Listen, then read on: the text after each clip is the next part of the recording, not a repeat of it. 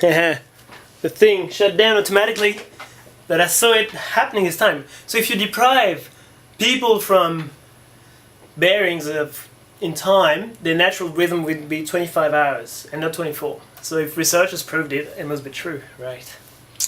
But it's very annoying. So if you guys got tricks for that, like it, because I have my week is a mess. Like all the time every day is different. There's no routine. It's good, but it's tiring.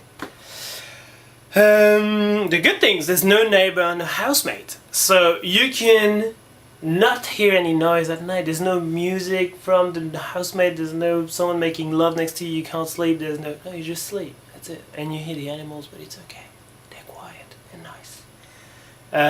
However, because it's illegal, you can't make noise. So I like to sing, for example, and talk loud, and I couldn't do this. That's a shame. I wish I could have done that. I would have sung a lot in the forest. But houses around so you don't go too crazy. That's okay though, that's okay. It was a moment for introspection, not too much outwarding, so that's alright. The last good point, bring a girl. So comes a point where, okay, you meet a girl, you like each other, and I was talking to her and I'm like, hey, we should do stuff, and she was okay, and then she said, or I said or whatever, and I brought it up. I was a bit anxious and I was like, yeah, I live in the forest and in a tent. She was like, well, she's special. But she said, wow, that's great, let's go. That was unexpected. So we were too far from the tent, so we didn't go. But it's not a problem. I thought it'd be a problem. It's not a problem. If you meet the good people, of course. Right, so conclusion, pros and cons. Is it suitable for living? No. Why? Because it's illegal. That's the problem. Is because it's illegal, you can't make noise, you're worried that the rangers come and destroy your tent and catch you and remove your visa, blah blah blah. So because it's illegal, you feel insecure all the time and it's stressful, which is not good. But I always sort of knew it'd be okay, and I always trusted that if the rangers caught me, I could just talk to them and, you know, express what I was doing or whatever, and they'd be nice to me because Australian people are nice, and it would have been alright. Maybe I'd go to fine or something, but no problem more than that. But anyway, so it's not suitable for that because of the houses around and the ranges. If it wasn't illegal, I would do it right now for a year, 2 years. It's just crazy. It's just easy and so pleasant compared to life in the city. Number 3. Was it worth it? Okay, so the grand conclusion of this whole experiment, and it is recording, is, but I'm just checking just to see, it is recording. The grand conclusion is 2 letters. B. B-E. Just B. It's just B. Which is, I mean, it's a cliche. It's a very common sentence, like you hear it everywhere in all the self-development things, philosophy. But if it survives so long, it's got a truth to it. It's true. Just be yourself. Take it easy with yourself, and acknowledge yourself. Is that enough? So what I discovered, yes. So I couldn't have any stuff with me, right? Okay, so I had my camera. But apart from that, I have, I do diving and surfing and martial arts, and because I had a medical condition, that's why I put all this, I couldn't do all this, so I put all the things, DVT, I had a deep vein thrombosis, because I had a bad taco in Mexico, that's a long story, but I feel better, thank you for asking, I can go back to sport. So I put all this to a friend's place, thanks Joao, and yeah, and then I was like, okay, so do I really need all that gear? No, I didn't need it. Like, I was in a tent, I did something else. Like, okay, you got a medical condition, you can't do all the things, you suck it up, and you do something else, and you rebuild yourself on something else. And so it's like, and I really think that the ocean and martial arts are 2 strong traits of my identity, and they had to disappear. Still, it was fine. So it's like, yeah, do we really need all these the gear? I knew we didn't need. Like, you guys, we get so much stuff everywhere. I got a broken headphone. I'm keeping a broken headphone. No, it's not. This is worse than that. I'm keeping a broken remote helicopter. Like, what's the idea? What's the concept behind? I don't know. I don't know why we keep all this crap. Not necessary. So gear we don't know, but then activities, like maybe we're trying to fill our planning with activities so we do stuff. And you know, we get always something to do and we pretend we're busy, especially for ourselves. But we don't need all that. We can just be, relax, stay home, and sure, do things, but maybe it's not necessary to fill the entire planning with boxes to tick. Yeah. And yeah, it's the same, that's for time. It was very true for me. I discovered that. And for space, I knew it, but I knew it that we don't need that much space. I don't think we need a kitchen and a living room and a TV room and a sub-TV room, and it's too much space. Like, what are you going to do with all that? It's good to have space. Oh, I forgot this one. Yeah. Wow, I forgot a lot of things. No, hang on. I am confused.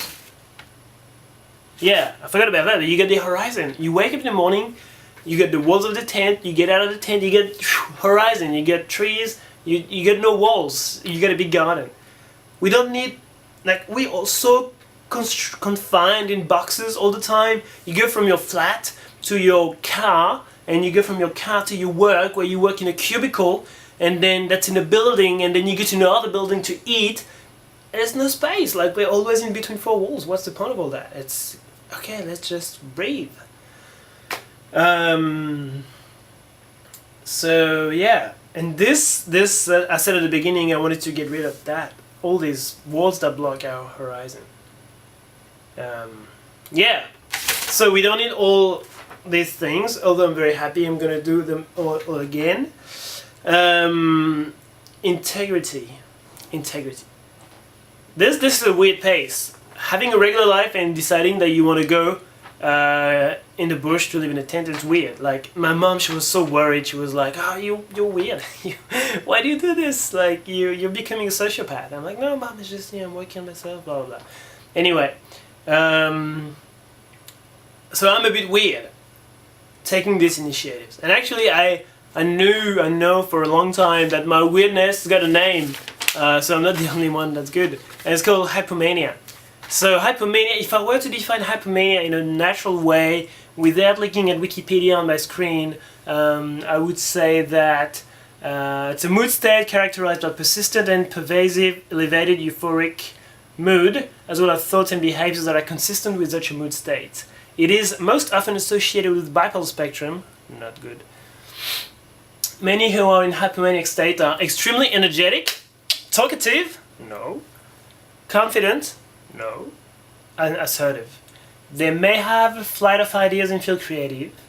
Many people also experience signature hypersexuality. While hypomania often generates productivity and creativity, it can become troublesome if the subject engages in risky behaviors.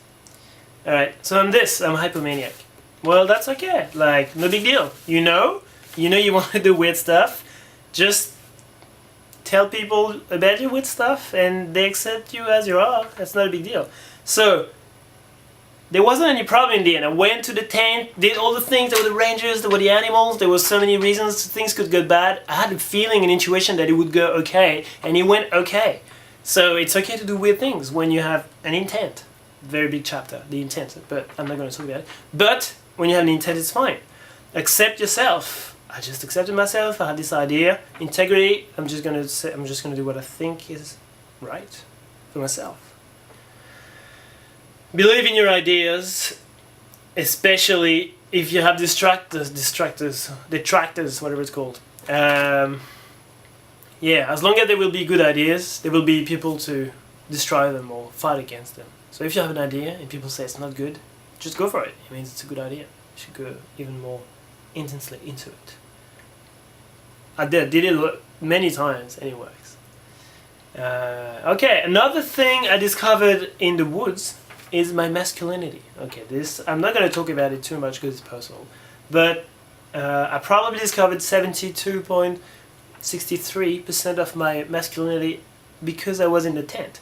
I was in the tent, made me act in a wise way. I was like looking inwards, what can I do for myself, what are my problems, what can I do, and that made me meet the good people, and thank you Sophia and Hubert for that matter. Yeah, I met the good people, and then I discovered a part of me that I didn't really know about. More a problem that was in me that I was always fighting against, but I couldn't really put a name on it, or anyway, so this is solved, and it's a great thing. Another thing I discovered, and it's got also a name, is I'm an empath. So I feel people. So I feel people because I see people and I'm like, yeah, well, I know what you're thinking because I can read in your whatever body language stuff what you're saying. But also I feel people like it's weird. Like I feel people like, hey, it's a bit magic. Like I feel things for you, you feel things for me, and I know what's going on, sort of. And I'm rarely wrong. Like each time I've had some feedback, it was sort of okay, accurate. So okay, so same here. It's like this has changed my perception of the entire world, life, everything, universe, the past 3 years. But I was a bit lost. I was like, oh, is it spiritual? Is it cognitive? Is it change of perception? What? It's just empathy. That's the name it's got. And once again, I met the good people, and we talked about it. And it's like, yeah, man, you're an empath. It's like no big deal. So this has got a name. It's another weirdness. That's okay. I like it. And it's great. Actually, it's a gift. So I embrace it. Wow, and it's a conclusion already. And it's still recording. Crazy. So yeah, thank you all for watching the videos. I really appreciate it. Yes, I do really appreciate. No, and in the end, just be because what?